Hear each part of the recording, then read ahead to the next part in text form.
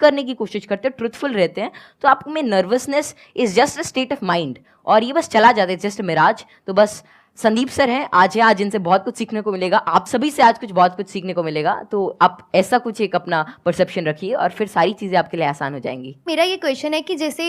चंद्र ग्रहण लगता है, सूर्य ग्रहण लगता है, तो उसका कैसे पता लगता है कि वो कब लगेगा और किस टाइम में लगेगा या कितना, उसको कैसे पता लगता है? ये तो पता है कि वो क्यों लगता है, बट इसका कैसे पता लगता है कि अब लगेगा या कैसे, उसका क्या होता है? तो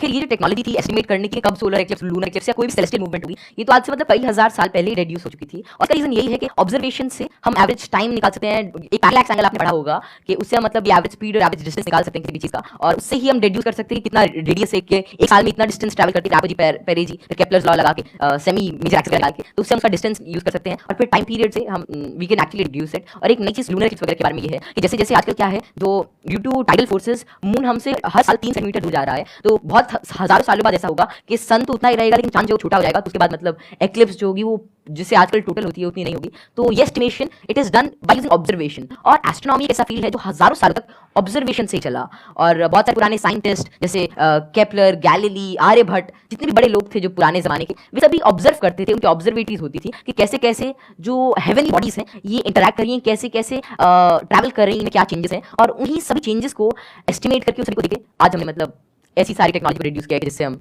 कर सकते हैं, एस्टिमेट कर सकते हैं उनका टाइम पीरियड, उनका डिस्टेंस और कैसे वे एक्ट करेंगे। Excellent, big round of applause for him. मैं पूछना चाहूँगा, जैसे यहाँ पर बैकग्राउंड हमारा होता है तो लोग कहते हैं कि इंटेलिजेंस सेट होता है काफ़ी, मतलब कि उसको बढ़ाने बहुत ज़्यादा नहीं हम लोग कर सकते हैं, तो आपका इस पर क्या व्यू है कि इंटेलिजेंस, जैसे IQ टेस्ट भी आप बार बार दोगे तो आपका IQ का स्कोर बढ़ने लगेगा उसमें, तो आपका इसमें क्या कमेंट रहेगा कि इंटेलिजेंस के लिए क्या करते हैं? ये तो बहुत इंटरेस्टिंग क्वेश्चन है, और मैं ये क्वेश्चन के आंसर से पहले एक बार अगर आपके पेरेंट्स आए, आपके पता है, मैं उनसे भी कुछ बात करना चाहूँगा। एक बार माइक दीजिए। मैं आपसे ये जानना चाहूँगा कि आपके जो बेटे हैं, ये तो सबको पता है कि किस तरीके से चीज़ों को याद रखते हैं, किस तरह से करते हैं, क्या आप भी इसी तरीके से चीज़ों को याद रख पाते हैं? पहले तो बहुत बहुत धन्यवाद जो आपने माइक दिया, और जो आपके साथ दीदार हुए, हम बहुत दिनों से कुछ से गिने चुने शख्सियत ऐसे जिनसे नहीं मिल पाए, उनमें एक संदीप माहेश्वरी थे, और जैसे ही कोटली को पता लगा कि उनसे मिलने का मौका मिलेगा, ये बहुत ज़्यादा एक्साइटेड था आपसे मिलने के। मेरे पिताजी भी काफ़ी इंटेलिजेंट व्यक्ति थे, कोटली भी इंटेलिजेंट है, और हम बीच की पीढ़ी हैं, थोड़ा सा मैं कुछ कम हूँ, ये दोनों दादा पोता थोड़े ज़्यादा।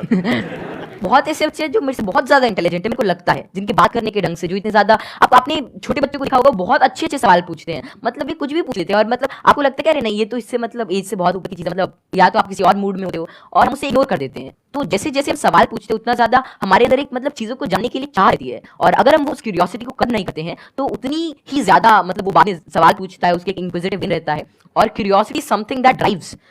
This intelligence, and I don't think that there is such a great involvement of IQ and genetics. लेकिन हाँ, अगर आपका मन है कि कोई चीज़ जानने का, कोई चीज़ करने का, then it's all about will power, और कितना उसमें टाइम डिवोट करते हैं, कितना क्यूरियोसिटी और इंटरेस्ट से काम करते हैं। Because even Richard P Feynman said it really doesn't matter कि how much you know, but it matters कि आप कैसी चीज़ों के बारे में सोच रहे हैं, और कितना इन्फॉर्मेशन आपके पास है, कितना नॉलेज आपके पास है। It really doesn't matter until and unless you try to use that knowledge, और आप उस नॉलेज से कोई नई चीज़ को समझने का प्रयास करते हैं, और कोई नई चीज़ तभी आ सकती है जब आपके पास कोई नया सवाल होगा। आपने बड़ी अच्छी बात बोली कि क्यूरियोसिटी हम सबके अंदर होती है। जी सर। लेकिन होता क्या है, घर में जाकर के हम उल्टे-पुल्टे क्वेश्चंस पूछते हैं, जबकि क्वेश्चंस उल्टे-पुल्टे नहीं होते हैं, सामने वाले को समझ नहीं आते तो उसके उल्टे हो जाते हैं, तो वो उसको चुप करा देते हैं। हाँ। बच्चे को चुप करा देते हैं, वहीं पे उसकी क्यूरियोसिटी मर जाती है, उसके बाद में क्वेश्चनिंग खत्म हो जाती है, उसके बाद में वो रटना शुरू कर देता है। रटने में इंटरेस्ट तो आता नहीं है, ना तो रट पाते हैं ना समझ पाते हैं, बिल्कुल दोनों तरफ से चले गए। तो अब मैं ये आपसे जानना चाहूंगा कि क्या बचपन में जब आपने क्वेश्चनिंग करी, इस तरह के क्वेश्चंस पूछते थे, शुरू में तो आपने अपने पेरेंट्स से पूछा होगा या अपने आसपास में जो लोग थे उनसे पूछे होंगे जी, तो क्या आपको सपोर्ट मिला, क्या उन्होंने आपको एनकरेज किया, या उन्होंने भी आपको ये कहा कि क्या फालतू के क्वेश्चंस पूछ रहा है? नहीं, जैसे I think I was fortunate enough कि जितने भी मैं सवाल पूछता कोई ना कोई